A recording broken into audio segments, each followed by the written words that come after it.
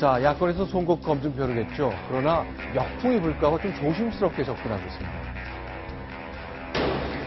자, 과연 그는 어떤 시나리오를 갖고 있는지 오늘 귀국한 반기문 유엔 사무총장 관련 얘기 조금 더 보겠습니다.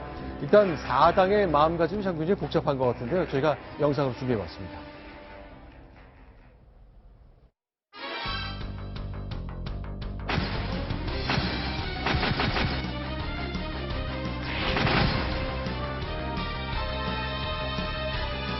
유엔 사무총장은 재임 시, 재임 이후라도 특정한 정치적 지위를 받으면 안 된다는 것이 거의 불문론적인 약속 내용입니다. 이미 출마의 자격이 없다고 생각합니다. 반기문 총장님은 그 이코노미스트가 평가한 것처럼 뭐 사상 최악의 유엔 사무총장이었다 이런 평가도 있지 않습니까? 정말 세계 평화 또 우리 한반도의 평화를 위해서 어떤 공헌을 했는지 좀 궁금하고요. 그런 영혼 없는 외교가 아닌가. 우선은 정치하겠다는 그 결심을 아직 안 하신 걸로 알고 있습니다.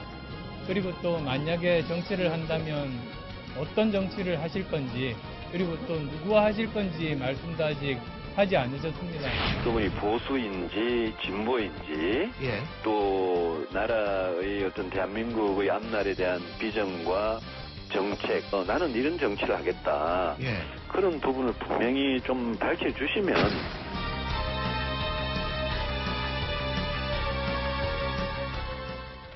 사당 4색이라고 불만한 거죠. 예, 약간의 온도차는 있습니다만 반기문 전 유엔 사무총장이 아주 강력한 사람이구나. 이런 거는 아마 들으시는 시청자 여러분께서 금방 아실 수 있을 것 같습니다.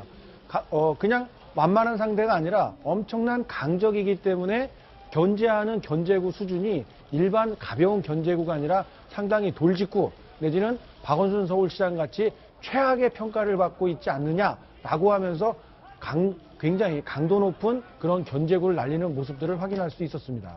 네, 실제로 어떻습니까? 김성기 기자, 이제 야당 취재하고 있는데 야권의 두 정당에서 느끼는 반기문 유엔 사무총장 후보 좀 위협적이라고 보는 겁니까? 일단은 지금 새로운 변수가 현실이 됐다는 측면에서 눈을 보태는 부분이 있고요. 분명한 거는 대권 주자와 그리고 또 당권 주자들 간 이해가 좀 반응이 다르다는 겁니다. 보신 것처럼 대권 주자들은 상당히 견제를 하고 있는 측면이 있고요. 반면에 앞으로 연대 가능성을 열어둬야 되는 당권 입장에서는 당 대표들 입장에서는 어느 정도 손짓을 보내고 있는 겁니다. 그래서 앞으로 특히 손학규 대표, 선지대를 지금 주창하고 있는 손학규 대표에서는 새 정치를 같이 할 생각이 있다면은 환영한다. 그런 이미 메시지를 던졌고요. 그리고 바른정당 역시 앞으로 함께할 가능성이 크기 때문에 우리가 함께하자 그런 메시지를 상당히 많이 보내고 있습니다. 자, 그러면 그런데 지금 검증이라는 것 지금까지 이제 한 번도 정치를 해본 적이 없기 때문에 게다가 외교부 장관이었던 2004년에는 인사청문회 제도가 정착되기 전입니다. 자, 반기문 전 유엔 사무총장 정치를 만약 한다면 출마 선언한다면 이 검증 과정 넘어서야 될 텐데 글쎄 야권에서 박지원 의원은 내가 뭘 좀 알고 있다고 얘기하네요. 그 내용 공개하지 않았습니다만 아침에 이렇게 얘기를 했습니다. 소개합니다.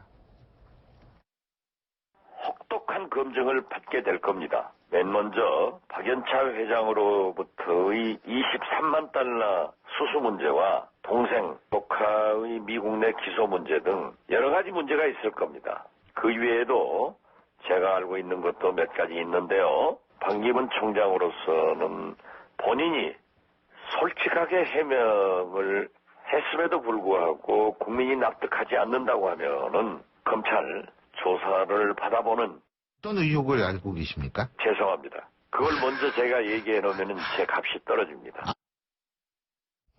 그걸 얘기해야 값이 떨어지는 게 아니라 이런 얘기를 뭔가 알고 있는데 얘기는 할 수 없다는 게 좀 값이 떨어지는 거 아닌가 모르겠네요. 뭐 제게도 그렇게 들리네요. 그러니까 정말 저렇게 대중이 알 수 있는 공중 전파를 이용해서 이야기를 하려면 지금 그냥 뭐 가볍게 농담을 할 수 있는 상황이 아니라 분명하게 의혹이 제기되고 있다고 한다면 그리고 본인이 알고 있다면 지금부터 문제 제기를 하고 해명을 듣도록 하는 검증 절차를 시작해야지 연기만 피워놓고 한다면은 오히려 잘못하면 박지원 의원이 그동안 여러 가지 문제점들을 제기해서 고쳐놓은 좋은 역할을 많이 했습니다만 이번처럼 대선을 코앞에 두고 있는 이런 시점에서는 저렇게 좀 가볍게 보이기보다는 진중한 모습을 좀 보이는 게 어떨까 싶은 생각이 듭니다.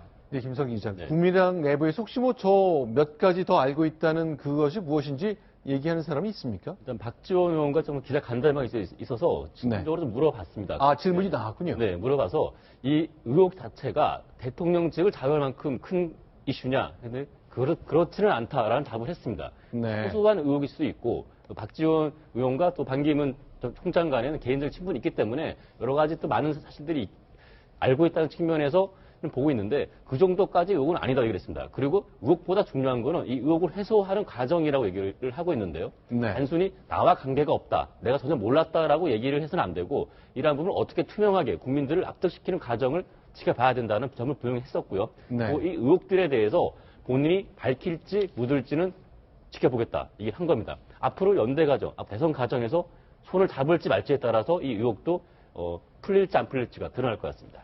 그러면 이제 손을 잡으면 내놓지 않고 손을 안 잡으면 내놓겠다 뭐 그렇게 들릴 것 같은데 혹시 아니라면 저한테 좀 반론을 펴주시기 바랍니다. 자, 박소영 기자. 어쨌건 반기문 전 유엔 사무총장 글쎄요. 이제 어떤 시나리오를 펼지 예상이 좀 되나요?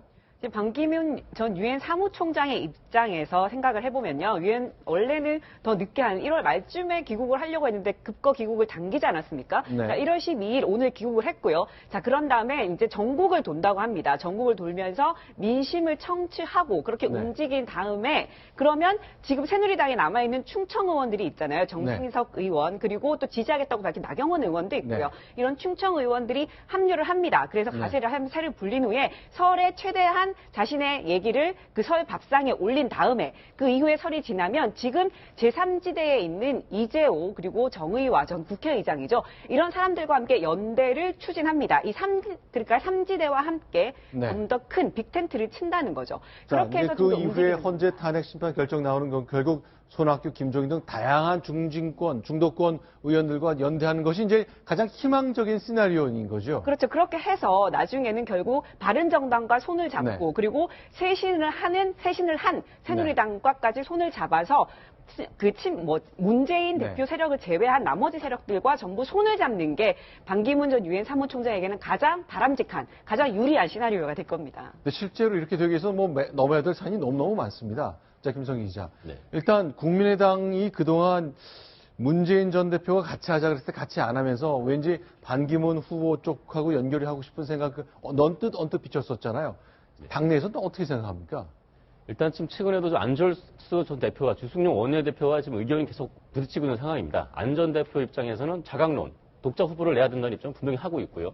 반면에 주승용 원내대표는 연대를 해서 빅텐트를 통한 모두 단일 후보를 내는 것이 더 네. 유리하다 하는 입장을 보이고 있기 때문에 오늘 저녁에 지금 네. 김동철 비대위원장과 주승용 원내대표, 안철수 네. 대표가 만나서 네. 한판을 지을 것으로 보입니다. 어느 정도 지도부가 한 목소리를 낼 것으로 이렇게 예상은 되고 있습니다. 자, 여의도에서 한강 건너 강북으로 가면 마포가 있는데 마포에 있는 사무실 위치를 보니까 어떻습니까? 이 반기문 사무총장의 사무실과 안철수 의원의 정책 네트워크 내일 사무실이 바로 가까이 붙어 있네요. 네, 아예 맞닿아 있고요. 또 네. 이제 문재인 전 대표가 낸 정책공간 국민성장 사무실과도 직선거리 500m이기 때문에 묘하게도 이제 그 반기문 전 사무총장, 안철수 전 대표, 문재인 전 대표 이 세 명의 주요한 그 대선 준비하는 그런 그 공간이 굉장히 가까운 지역에 밀집되어 있음을 확인할 수 있습니다. 네, 뭐 이 사무실이 가깝다고 더 친해질란 뭐 보장 당연히 없는 거지만 어쨌건 이런 연대가 된다면 이쪽에서 상당히 불편할 상황이 생길 수도 있겠군요.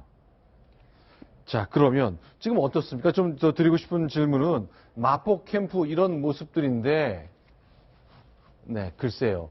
이렇게 이제 사무실들이 있습니다만 연대 뭐 해봐야 아는 것이고 그 다음에 과연 어떤 결론이 날지 조금 더 지켜봐야 될 것 같습니다.